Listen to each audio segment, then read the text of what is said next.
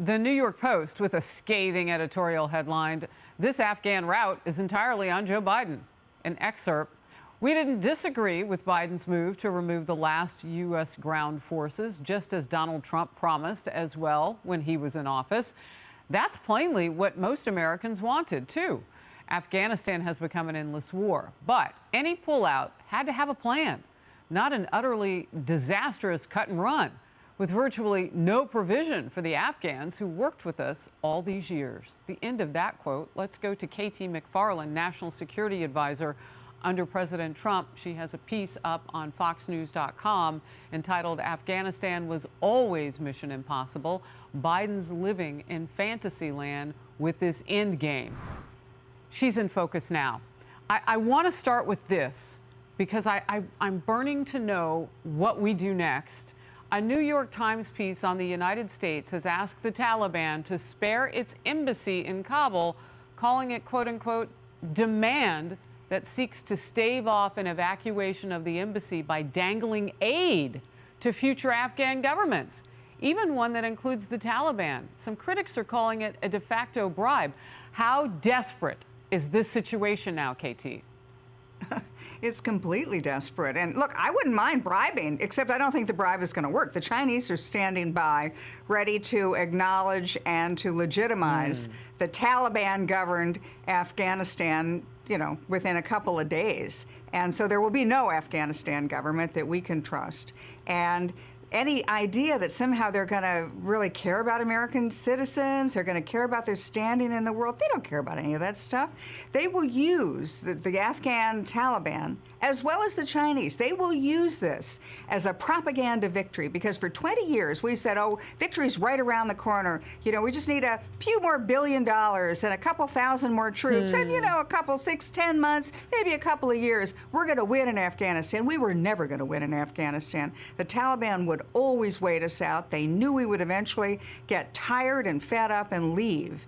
And so the thought that somehow they're going to do us any favors right now, in dangling aid in front of them, Harris, negotiating without leverage, that's not negotiating, that's begging. And that sounds pretty much like what they're doing now. So you mentioned China, and boy, the irony. Here we are in a pandemic, year 2 of it.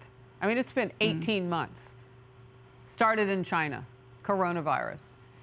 Yep. Another New York Post op-ed puts it this way: the U.S. withdrawal plays clumsily into China's hand. If the main purpose of the withdrawal is to redirect U.S. energies toward China's expansionist aims, it is unclear how ceding territory to China's orbit forwards that objective. Former Secretary of State Pompeo with this. The Taliban sees weakness in China and Russia. The Russians see weakness with respect to the Taliban and the Iranians and these bad actors, whether it's Maduro in Venezuela, the list goes on, Sean. These folks can sense that America is apologizing. You can see the impact. It's Chinese aggressiveness. It's the Iranians enriching their nuclear weapons. All of the things that you have spoken about are a direct result of America failing to lead. KT, does the Biden administration, does President Biden, the White House, are they giving us an indication that they get this? No, and they're living in fantasy land. I mean, they're somehow stuck in the 1980s where they think if America just asks another country to do something or demands or issues a few strong words and strong statements, everybody's going to fall into line. Those days are done. I mean, the United States is now in a position where the Chinese are pointing to us and they're saying, see, look at the failures of America. Look at their economic failures. Look at their social failures. Look at their governance failures. Oh, look at their failure in Afghanistan.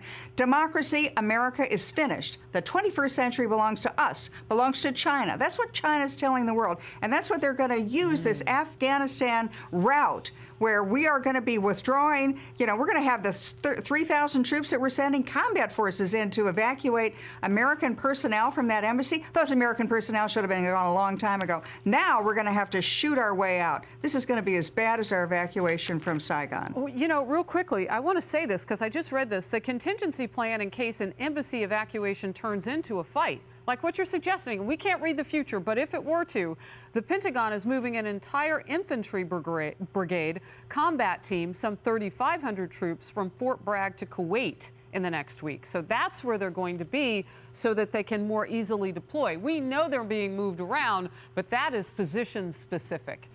KT McFarland, thank you very much for the conversation and your expertise and focus. Good to see you. Thank you.